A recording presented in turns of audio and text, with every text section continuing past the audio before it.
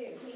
He liked the fact that it was the same and all these things were still there exactly how he remembers it. But then, passing the tennis court, he sees how it's not being kept up like it used to be. It's run down, there's grass growing up, the net's all dried out and nasty, and in his mind, he still sees it beautiful in the same way he did when he was little, and now it's not. There used to be 3 roads. What roads were they? Left, one to go back. And one to go. 2 different ways for cars. And what was the other one? For horses. For horses. And that one's gone now because most people don't travel by horse anymore. Right. And so it's those things that he sees. It's very minor things to other people, but to him, that's a part of his childhood, and he misses it. So, summertime, oh summertime, pattern of life indelible. The fade-proof lake, the woods unshatterable, the pasture with the sweet fern, and the Jupiter forever and ever. Summer without end. This was the background, the life along the shore with the design, the cottages with their innocent and tranquil design, their tiny dots with the flagpole and the American flag floating against the white clouds in the blue sky, the little paths over the roots of the trees leading from camp to camp, and the path leading back to the outhouses, and the can of lime for sprinkling. Now, what other story did we talk about that they sprinkled lime? Flowers for Emily. A rose for Emily. Why did they sprinkle the lime? Because it was Because stinking. it stinks. So why do you think they sprinkled this lime? Where'd they sprinkle it by? Outhouses. So I bet them stink too. Yep. So. And at that souvenir counter at the store, the miniature birch bark canoes and the postcards that showed things looking a little better than they looked. This was the American family at play, escaping the city heat, wondering whether the newcomers at the camp had the head of the code where common or nice, wondering whether it was true that the people who dove up for Sunday dinner at the farmhouse were turned away because there wasn't enough chicken. It seemed to me, as I kept remembering all this, that those times and those summers had been infinitely precious and worth saving. There had been jollity and peace and goodness. The arriving at the beginning of August had been so big a business in itself. At the railway station, the farm wagon drawn up, the first smell of the pine-laden air, the first glimpse of the smiling farmer, and the great importance of the trunks and your father's enormous authority in such manners. And the feel of the wagon under you for the long 10-mile haul, and at the top of the last long hill catching the first view of the lake after 11 months of not seeing this cherished body of water. The shouts and cries of the other campers when they saw you, and the trunks to be unpacked to give up their rich burden. Arriving was less exciting nowadays when you sneaked up in your car and parked it under a tree near the camp and took out the bags.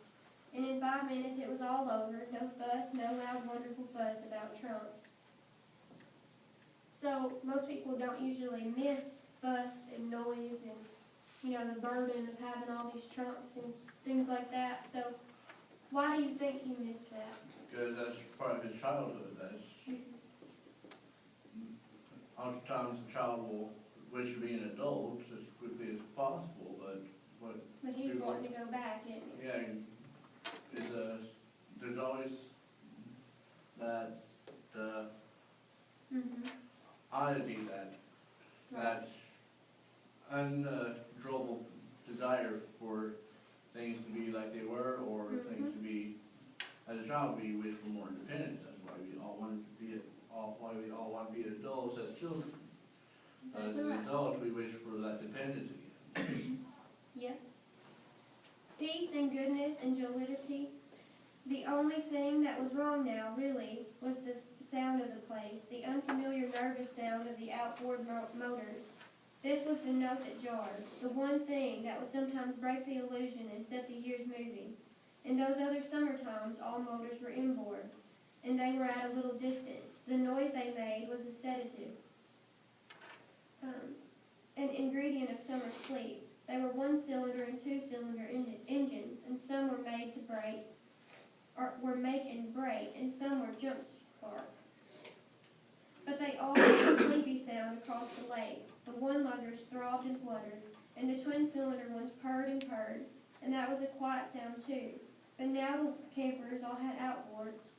In the daytime, in the hot mornings, these motors made a petulant, irritable sound. At night, in the still evening, when the afterglow lit the water, they whined about one's ears like mosquitoes. So what's he talking about there? Something most of us. The inner boards that he found them soothing, like crickets chirping They were a at night. peaceful sound. They kind of But went the along with it. mosquitoes were like the ones that Annoying. annoy us. Exactly. Yes. So now it's different. There's something about it that it doesn't seem quite like it used to be. It doesn't seem quite right. My boy loved our rented outboard, and his great desire was to achieve single-handed mastery over it and authority, and he soon learned the trick of choking it a little, but not too much, and the adjustment of the needle valve.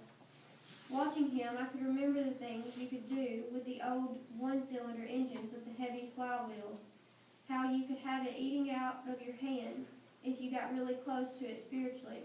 Motorboats in those days didn't have clutches, and you would make a landing by shutting off the motor at the proper time and coasting it with the dead rudder. But there was a way of reversing them if you learned the trick, by cutting the switch and pulling it out again exactly on the final dying revolution of the flywheel, so that it would kick back against compression and begin reversing. Approaching a dock in a strong following breeze, it was difficult to slow up sufficiently by the ordinary coasting method, and if a boy felt he had complete mastery over his motor, he was tempted to keep it running beyond its time, and then reverse in a few feet from the dock. It took a cool nerve, because if you threw the switch a tenth of a second too soon, you could catch the flywheel when it still had speed enough to go up past center, and the boat would leap ahead, charging fast, full fashion at the dock. So, he's basically just talking about how little things that you can't do now with these boats that he used to really find enjoyable as a kid, and now he can't pass that down to his son because it's different. Everything's changing. Now you can just reverse the boat like it's nothing. It's just part of it now. It's just one other thing. And the inboards, I mean, it took skill, it took patience. You had to really learn the perfect timing. There's pride to be found in learning how to reverse or learn to stop the boat at the right time. Right. Now it's just anyone can do it. Yep. We had a good week at the camp. The bass were biting well, and the sun shone endlessly day after day. We would be tired at night and lie down in the accumulated heat of the little bedrooms after a long hot day, and the breeze would stir almost imperceptibly outside, and the smell of the swamp drift in through the rusty screens. Sleep would come easily, and in the morning the red squirrel would be on the roof, tapping out its gay routine.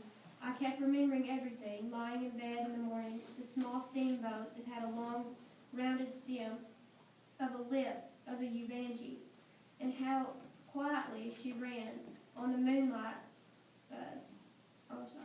ran on the moonlight sails. When the older boys played their mandolins, and the girls sang, and we ate donuts dipped in sugar, and how sweet the music was on the water in the shining night, and what it had felt like to think about girls then. After breakfast, we would go up to the store, and the things were in the same place, the minnows in a bottle, the plugs and spinners disarranged and pawed over by the youngsters from the boys' camp, the Fig Newtons and the Beeman's gum. Outside, the road was tarred, and cars stood in front of the store. Inside, all was just as it always had been, except there was more Coca-Cola and not so much Moxie and root beer, birch beer, and sarsaparilla. We would walk out with a bottle of pop apiece, and sometimes the pop would backfire up our noses and hurt. We explored the streams quietly where the turtles slid off the sunny logs and dug their way into the soft bottom, and we lie on the town wharf and fed worms and the tame bass. Everywhere we went, I had trouble making out which I was, the one walking by my side or the one walking in my pants. So just like I'm sure your grandpa or dad or whatever you about their old life. You know, you can still see some of that now, but for the most part, some of the coolest things they talk about are gone.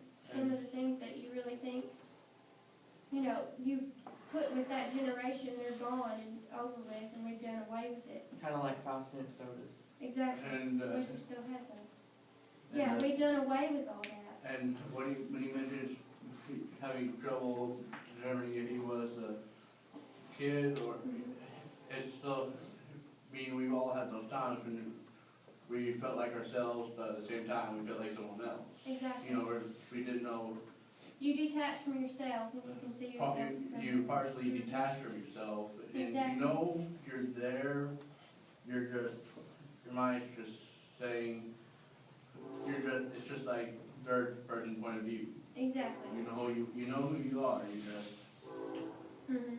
it's just hard to It's determine. different, it feels different.